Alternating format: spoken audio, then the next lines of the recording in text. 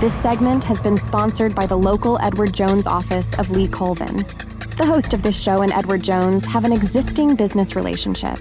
This event is not a testimonial of the services provided by Edward Jones financial advisor Lee Colvin. Rutherford Issues with Bryan Barrett on FM 101.9 and AM 1450 Murfreesboro, FM 100.5 Smyrna. Listen and watch at WGNSradio.com. Rutherford Issues powered by Middle Tennessee Electric. And I want to remind you that they have Sharing Change. It's a kind of a program where members can round up their bills to the nearest dollar, and that change supports local nonprofits. If you want to find out more about that, sharingchange.org. Lee Colvin is joining us, Edward Jones financial advisor here this morning, and you look like you're all pooped out after a long weekend of celebrating, flag waving, that kind of stuff. Boy, I tell you, isn't it a great time? Love the 4th of July. 4th of July next year is going to be a big one. Yeah. The 250th. It's coming quick. I've heard a lot of people that are older than us, of course. Oh, of course. But talking about the 200th, in 1976. Right. They were saying, yeah, I was like 3 or I was like 4. I was 12. So I was 1. I was still in diapers. We just don't remember it. No. Just don't remember it. But I mean, they even had the 1976 flags, the special flags and all. Yep. I mean, it was a big deal. So I'm sure we'll do the same. I hope we do. Yeah. Well, glad. Wave them proud. Wave it. That's right. Lee is, of course, an Edward Jones financial advisor and comes to us every couple of weeks. Today, we're going to talk about the importance of setting strong financial goals, right? Love some good financial goals, Brian. Absolutely. So, what financial goals? What kind of introduce this? What are we going to talk about? Folks, I feel like he is absolutely stumped right now. Stumped? You're going to start with some kind of quote. I don't know what you're doing. I think this means he's getting old. I've never seen him stammer like this. Well, no. You missed my lead-in is what happened. You were over there fiddling with your headphones. I was. I couldn't hear my own self talk. Well, that's not good. So I do have a quote, Brian. Is it Shakespeare? Oh, at least it's profound. Okay, yeah. There's an old quote out there. Please don't ask me who gave it, but it states, if you don't know where you're going, any path will take you there. If you don't know where you're going, any path will take you there. And so, we bring these things up a lot in our bi-weekly talks, and you probably have had dreams of retirement, vacations, hobbies, and many other goals out there for you and your family. But the fact is as much as you want to attain or aspire to reach certain goals, if you do not have a strategy with financial goals in place, then you may not make the choices that can best set you on the path to achieve those dreams. I knew you went deep with that quote. Way deep. Yeah. Way Alice in deep. Wonderland is where that's from. There you go. From Lewis Carroll's writing, yeah. I guess the fact that I've never fully watched that would make sense why I couldn't tell you where it came from. Yeah. That is the craziest darn show I've ever seen in my life. I couldn't get through it. That's when Alice asked the Cheshire Cat, and that was the answer. So, yeah. Yeah, there you go. So, setting goals. This is very important for many reasons, and no matter where you are in your financial walk here, if you don't set goals, you are just kind of like making your way out in the wilderness. Meandering, right? Meandering. That's a good word for it. And setting those goals, it really helps to define and showcase your purpose, maybe your passions, your priorities. And establishing your own strong financial goals can actually help to earn and enjoy a wide variety of short and long-term achievements throughout your life. right? When you reach your financial goal, you can feel a sense of accomplishment in seeing your efforts literally pay off. But the question is how do you get started? Yeah, we've got 4 points to look at. Prioritizing your needs and wants, creating a detailed short and long-term goal or goals within your financial strategy, being willing to compromise, and then holding yourself accountable to kind of stay on track there. And prioritizing your needs and wants, that obviously is kind of maybe a step one in this process. What do you need? What do you want? That's why everybody's financial journey is a little different. Everyone's is definitely different, that's for sure. And, certainly thinking about the things that are most important to you and your family, and then outlining those importances as financial must-haves and or wish list targets, right?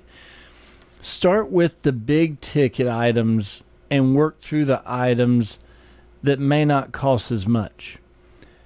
A must-have for many may not cost as much.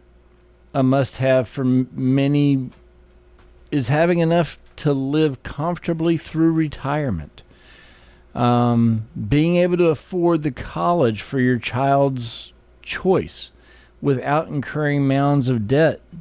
That could be another. Maybe your wish list, on the other hand, might include things like saving for vacations, regular hobbies, or entertainment expenses. Yeah, if you are going to golf a lot during retirement, you might want to throw back a little more. Right. Whatever those hobbies and choices might be. So prioritizing needs and wants, that's the kind of the first leg along our journey here as we talk with Lee Colvin, Edward Jones financial advisor, here today about the importance of setting strong financial goals. Next would be creating short-term and long-term goals that fit your financial strategy. Talk to us about that.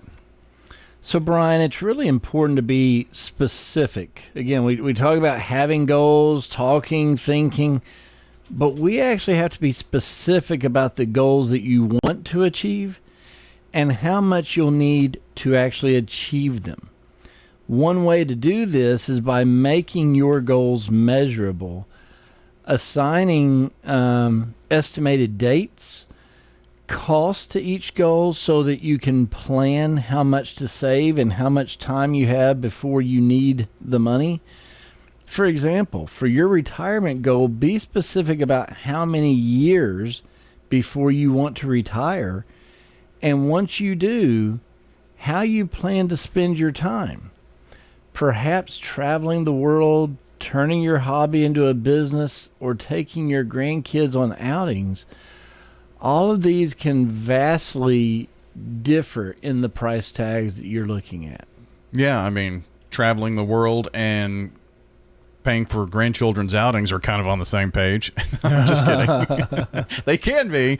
You Right. never know. But, okay, so this one is one to pay attention to because I'm interested to hear what you say about being willing to compromise. What do you mean about that when you're talking about setting your financial goals? Well, I mean, I'm sure you understand this. Been married, have kids, all the things, right? Yeah. Reaching one or more of your goals may mean compromising. And if your must-have is building your dream home, but it's not looking quite affordable, you may need to make a trade-off, possibly build it a little bit smaller, maybe work a year or two longer, or trade in some of your wish list goals so that you can stay focused on affording your must-have goal. Yeah, if it's one of Heather's goals, there's no compromise. Hey, you do not have a chance, buddy. No, I was going to say I get what I want, but I'm just kidding. We all know that's not true. So all of this sounds good, but along this journey, to stay focused on the goals that you have set, you have to maintain accountability to stay on track, don't you? have to be accountable, right? So once your strategy is in place, it's not a set it and forget it exercise, right? Actively tracking your progress, managing your decisions and actions can really help you be better positioned to reach your goals. Use time-tested principles for making financial decisions, not predictions. Diversify. Have, own quality investments. We talk about that a lot on here, but own quality investments and keep a realistic perspective of what can be achieved, especially for your long-term goal. Work to maintain your focus and don't let your emotions control your investment decisions.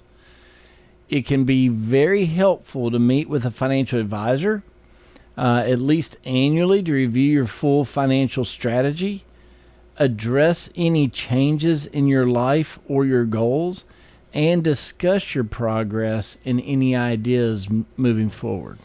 Don't ever tell Lee, just keep doing what you're doing. Ugh. You'll get a speech. It's a tough one. Yeah, isn't it? I mean, I do appreciate that in my world. That's but that does not help to actually yeah. accomplish your goal because it has to be teamwork. It's not Lee's goal, right? No, it's not. So as you achieve these milestones, I mean, we celebrate those. I had a 50th birthday. That's not necessarily a milestone I was excited about, but those are milestones. But hopefully this will... Was there a tombstone involved? Yeah. Tombstone pizza, but there you go. Yeah, it was. But you as you were mentioning, you've got to refresh that outlook because your outlook changes. The further you get down the road, the further you get toward retirement, you may see things differently than you did 5 or 10 years ago. Sure. Certainly. And, working to achieve those, you may even want to refresh your outlook with new goals, right? Mm-hmm.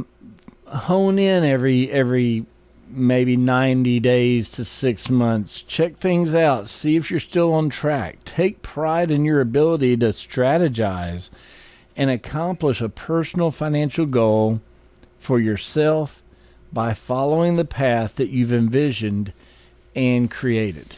You mentioned, meeting at least annually with a financial advisor. There may be someone listening here who has no idea what the financial advisor they talked to 20 years ago when they set something up. Or they may not even be in business anymore. You just never know. Or someone who hasn't started their goal setting and needs help with that. They should give you a shout. Definitely, Brian. We at Edward Jones, we have a lot of good quality advisors here in the local area. You can always reach out to any of us, but if you want to reach out to my office, I'm more than happy to have an initial conversation, assess where you are, what your needs are, maybe where you live, what your goals are, and from there, we can try to direct you to one of our qualified financial advisors here in Murfreesboro or Rutherford County that can be of best service to you and help you and your family reach your goals. Sounds good. Lee Colvin joining us today, Edward Jones Financial Advisor. If you missed part of the program now, it'll be up on the podcast shortly at WGNSradio.com under Rutherford Issues. Have a good day, everybody.